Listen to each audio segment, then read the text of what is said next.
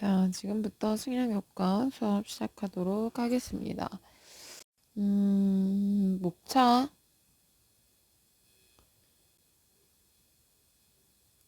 보시면 측량의 개요, 기초, 측량의 기초가 되는 거, 그리고 기준점, 세부 응용 측량, 사진 측량 이렇게 있는데 오늘은 첫 번째 측량의 개요. 이번 시간에 다룰 거는 측량의 개요 단원입니다. 여러분 앞에 보시는 그림이 뭐에 해당할까요? 지금 아직 우리가 측량에 대해서 많은 걸 배우지 않았기 때문에 뒤에서 나오겠지만 V, L, B, I라고 해서 초장기 전파 간섭계입니다. 얘는 무엇을 하는 거냐면 말 그대로 초장기, 거리가 엄청 멀리 떨어져 있는 곳에 전파를 보내서 측량을 하는 것이다 라고 생각하시면 돼요. 저희는 세종시의 우주측지관측센터에 위치해 있습니다. 그래서 뒤에서도 한번 볼 건데 우리나라는 VLBI 초장기 전파 간섭계가 세종시에 있다는 거고, 얘는 어디서 전파를 보내냐면 퀘이사라는 행성에서 우리가 있는 지구까지 전파를 보내오고 해요. 그래서 이런 식으로 초장기 전파 간섭계 그림인데 뒤에서 한번 보도록 하겠습니다. 자, 그래서 측량의 개요 부분에서는 측량의 의, 측량이란 무엇이고 종류를 알아보고, 그럼 측량을 할 때 사용되는 좌표계와 원점, 그 다음 마지막은 측량을 하다 보면 반드시 발생하게 되는 오차에 대해서 다뤄보도록 할게요. 자, 먼저 측량의 의와 분류. 여러분 공부할 때는 선생님이 모든 책의 내용을 일일이 같이 읽어주지는 않아요. 그러기에는 시간이 너무 부족하고 여러분이 스스로 공부를 해야 하기 때문에 일일이 읽어주진 않습니다. 그래서 직접 꼭 읽어보시도록 하고요. 먼저 첫 번째 측량의 의와 분류에서는 측량이란 무엇이고 측량은 어떻게 분류되어 있는지를 살펴볼 거예요. 자, 측량에서 측자는 뭘까요?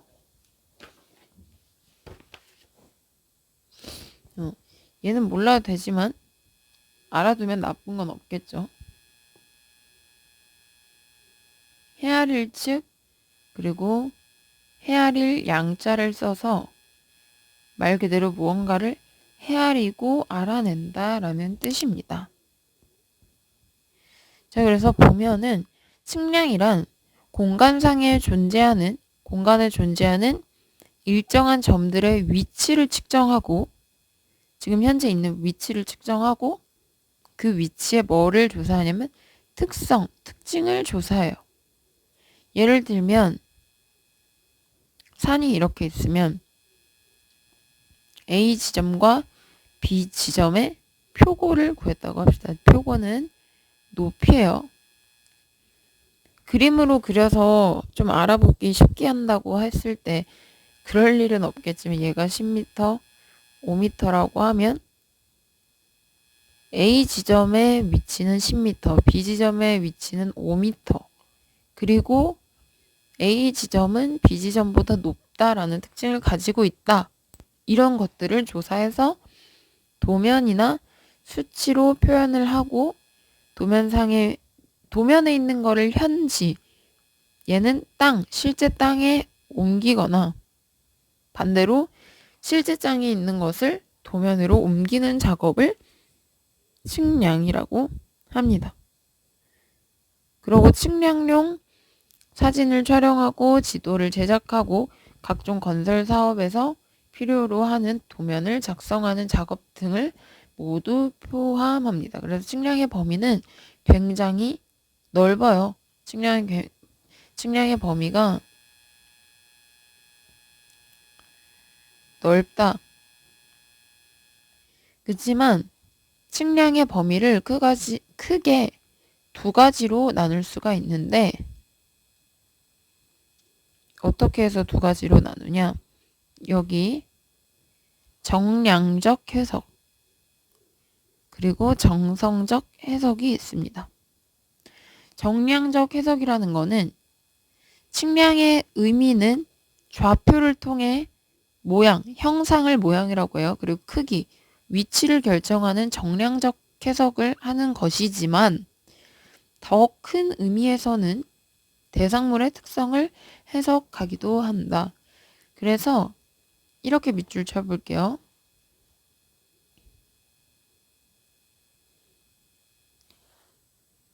일정한 점들의 위치를 측정하고 형상이나 크기, 위치를 결정하는 건 정량적 해석이에요.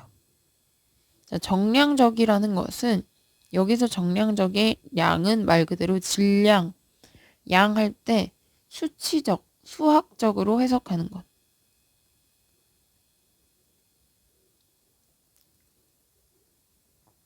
높이가 얼마다, 크기가 얼마다, 위치가 얼마다 이런 것은 다 수학적으로 나타내는 거죠. 근데 그렇게 해서 위치를 측정하는 것 말고도 그 지형의 특성을 조사해서 해석하는 것을 정성적이라고 합니다. 얘는 특성이에요. 그래서 여기는 뭐 나무가 많고 여기는 경사가 높고 이러한 특성을 해석하는 것. 그래서 측량은 두 가지 범위로 나뉜다. 정량적 해석과 정성적 해석. 근데 정량적은 수학적, 수치적 해석이라고 생각하시면 되고 정성적은 특성을 해석한다라고 생각하시면 돼요. 그래서 얘네 둘을 포함하는 것이기 때문에 측량의 범위는 굉장히 넓겠죠. 그래서 이게 바로 측량의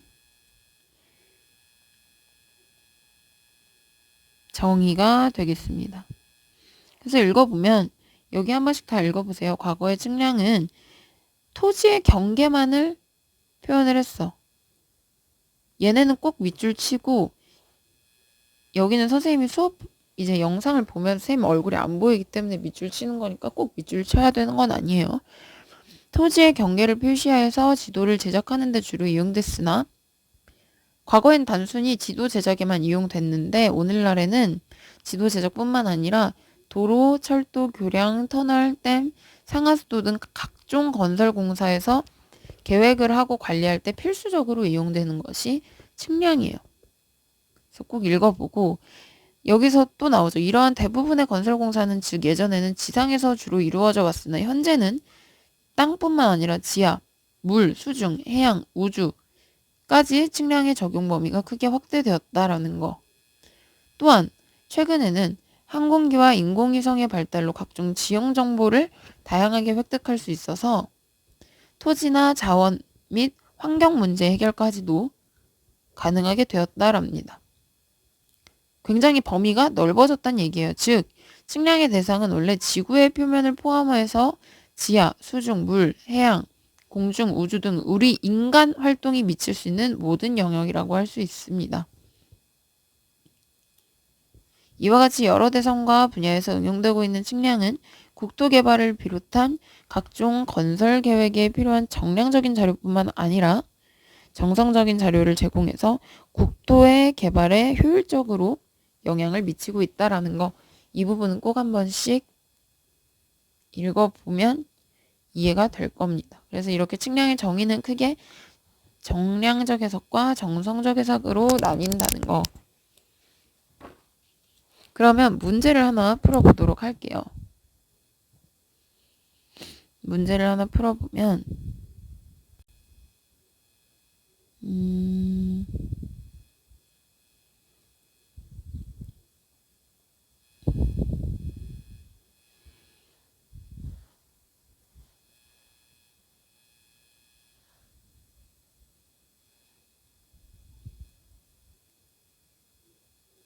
자, 문제 4번. 측량의 정성적 해석에 속하는 것은 자, 정성적이라는 것은 특징을 해석하는 거예요. 근데 이번에 형상, 크기, 위치는 다 뭐랑 관련돼 있어요? 수치, 수학적인 것과 관련돼 있죠. 그래서 얘네는 정성적 해석이 아니라 무슨 해석이다? 정량적 해석이다. 그래서 문제 4번의 답은 1번이 되겠습니다. 이렇게. 자, 그래서 우리가 오늘 첫 번째 개념, 이번 시간 첫 번째 개념은 측량의 정의, 범위, 정량적, 정성적 해석 두 가지 있었다라는 거 반드시 기억하시기 바랍니다. 이어서 다음 강의에서 측량의 역사에 대해서 배우도록 하겠습니다. 자, 이어서 측량의 역사 보도록 할게요. 이 부분에서는 마찬가지로 쭉 한번 읽어보면서 이해를 하시고요. 아직까지 측량의 역사 부분에서 나온 적은 없지만 나올 수도 있으니까 한번 볼게요. 측량이 시작된 시기는 정확하지 않은데 인류가 공동체 생활을 하면서 이전에 농경 문화였죠. 그러면서 농경 문화를 할 때에는 이 땅이 누구 땅인지 농경 문화 속에서 사람들은 농경지의 경계를 정할 필요가 있기 시작하면서 측량이 필요했다.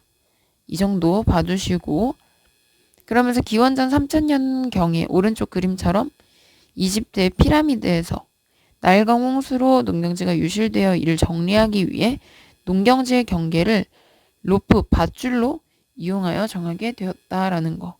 그리고 이것을 측량 기술의 발전 시작으로 보았고 위의 그림처럼 이집트 피라미드가 가장 경이로운 점은 규모가 거대한 것뿐만 아니라 구조물의 이 선들이 동서남북을 다 가리키고 있다고 해요. 그렇다라는 거. 그리고 그 각도의 오차는 진북에서 수분밖에, 그러니까 우리 도분초할 때 몇 분밖에 오차가 안 난대. 그만큼 정확하다. 이런 내용이고요. 여긴 한번 읽어보고 자, 만약에 시험에서 나올 수 있다라고 한다라면 이 부분이 나올 수도 있을 것 같아요. 근대부터 이제 측량이 시작돼서 15세기 아라비아 사람에 의해 컴퍼스, 우리 초등학교 때 혹시 배웠을지 모르겠지만 이렇게 생겨서 여기 연필 넣어가지고 길이 재고 각도 재고 하는 게 있었거든요. 그런 걸 컴퍼스를 발견했고 여기부터 밑줄 칠게요. 이 부분에. 자, 삼각 측량 뒤에서 배울 건데 삼각 측량법을 개발한 사람은 네덜란드의 스넬리우스다. 네덜란드의 스넬리우스. 그리고 쭉 17세기 프랑스 버니어는 자예요. 자. 엄미자와 아들자의 원리를 이용해서 쭉 넘어가고 정밀도 향상에 기여했고 1831년에는 영이라는 사람이 트랜시트를 발명하고 가우스에 의한 최소 제곱법 연구로 정밀한 측량이 가능해졌다라는 걸 읽어보시고요. 자, 이렇게 근대 측량에는 삼각 측량을 개발한 사람이 네덜란드의 슬린리우스고 지도 제작을 할 때 줄을 이루는 방법 중에 하나가 사진 측량인데 사진 측량을 개발한 사람은 프랑스의 로세다. 그래서 실제 사진 측량이 가능하게 되었다. 그리고 독일의 풀프리히는 입체 도화기. 입체 도화기라는 것은 말 그대로 실제 사진을 입체로 사진을 출력하는 것을 얘기해요. 그래서 입체 도화기를 만든 사람은 독일의 풀프리히. 자, 그리고 항공사진 측량이 대규모 지역에서 사용되게 되었고 또 자, 현재가 중요하겠지. 현재에는 토탈 스테이션, 레이저 스캐너와 같은 첨단 측량 장비가 실용화되어 당연히 예전보다 정확하고 신속하게 측량을 할 수 있게 되었겠죠. 그리고 정확하고 신속한 것뿐만 아니라 전자나 위성 기술의 발달로 여러분 흔히 들어본 내비게이션이나 핸드폰에 있는 거, GPS. 그리고 아까 사진에서 나왔던 거, 앞에 엄청 커다란 거, 초장기선 전파 간섭계.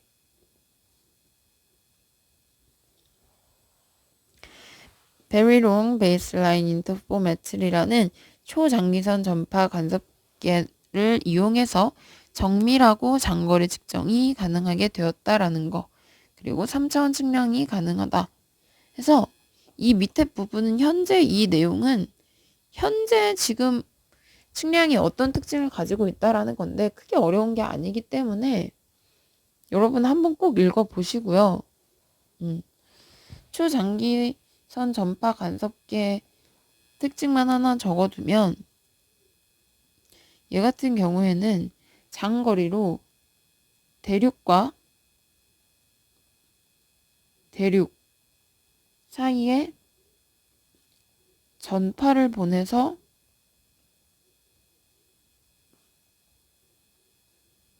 측량이 가능해졌다. 그래서 대륙과 대륙 사이라는 것은 굉장히 넓은 그리고 장거리죠. 그래서 전파를 보내는 거예요. 전파를. 자, 그래서 만약에 나온다라고 하면은 삼각 측량을 개발한 스넬리우스, 그리고 사진 측량은 로세다, 그리고 입체 도하기는 풀프리히. 이게 세 개의 측량 역사면 공무원 시험은 우리나라에서 보는 거잖아요. 그러면 외국도 중요하지만 우리나라의 역사도 중요하겠죠. 그래서 읽어보시면 이렇게 GPS랑 VLBI를 이용하고 쭉 와서 GIS까지 이용한다라는 거. GIS는 뒤에서 나올 건데 이름만 하나 봐두세요. 자, 그럼 여기부터 우리나라는 삼국사기 삼국유사의 기록을 통해 6세기부터 측량이 발달했고 고려시대에는 고려지리도 삼국사기 지리지 등이 있었다. 자, 이게 고려고요. 그렇게 고려 다음이 뭔지 알아요? 조선, 태조 이성계. 조선시대에는 혼일강리 역대국도 지도 또는 천하도 등의 혼일강리 역대국도 지도가 무슨 지도냐면 세계 지도야. 그리고 중기에는 축척의 개념을 뚜렷이하고 있는 동국지도가 제작되었다. 그리고 우리나라 지도 제작으로 유명한 분이 누구 계신지 알아요? 김정호 들어봤죠? 김정호 씨가 조선 말기에 청구도 대동여 지도를 제작했다라는 거 보시면 되겠습니다. 자, 그리고 이렇게 해서 우리나라 역사를 얘기를 하고 읽어보면 국가적인 사업으로 현대적 측량 및 지도 제작 사업의 시행은 1910년부터 18년 사이에 실시한 측량으로 일본의 경의도 원점을 기준으로 대마도의 2개 삼각점과 부산의 저령도, 거제도의 삼각점을 사변형망으로 연결하고 이 두 삼각점을 본점으로 하여 전국의 대삼각 본점망을 구성하였다라는 말들이 있는데 이건 뒤에서도 나오기 때문에 일단은 한 번씩만 읽어보시고요. 지금 읽으면 사실 바로 이해가 안 될 거야. 그래서 여기부터는 한번 읽어보시기 바랍니다. 측량의 역사 부분은. 이 밑에 인천의 수준 원점 나오는 부분도 꼭 읽어보세요. 뒤에서 나오겠지만.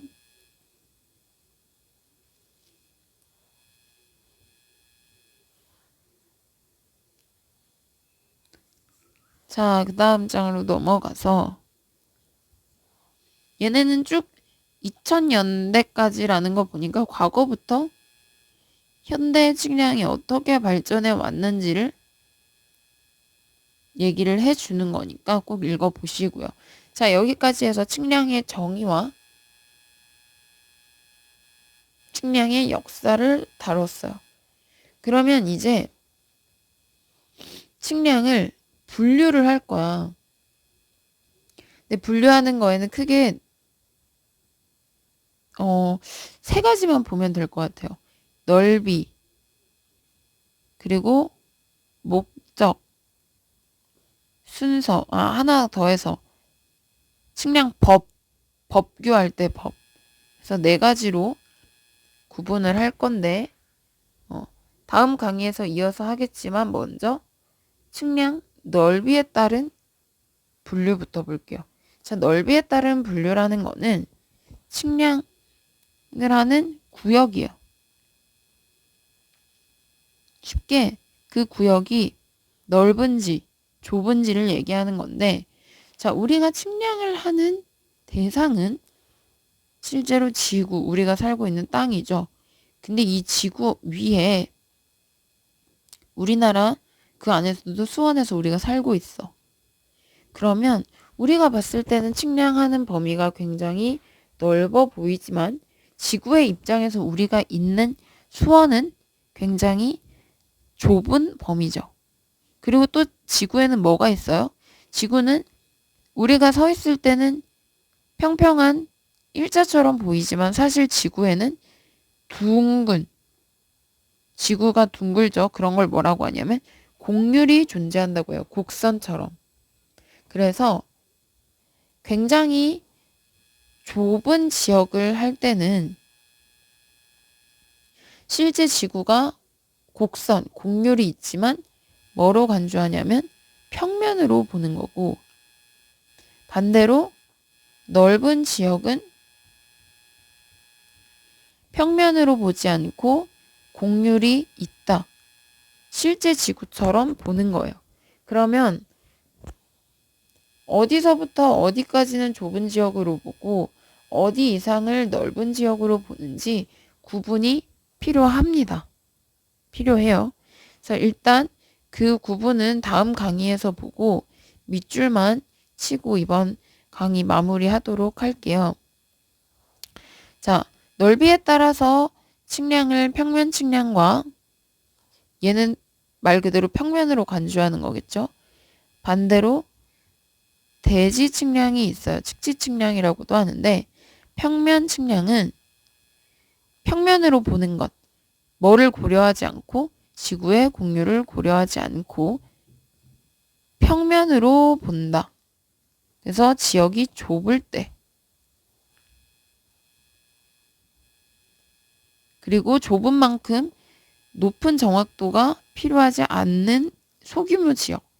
근데 반대로 평면 측량과 반대로 지구의 곡률을 고려해서 지표면, 땅을 곡면으로 보고 행하는 정밀한 측량으로 대규모 지역에서 행하는 측량을 대지 측량 또는 측지 측량이라고 합니다.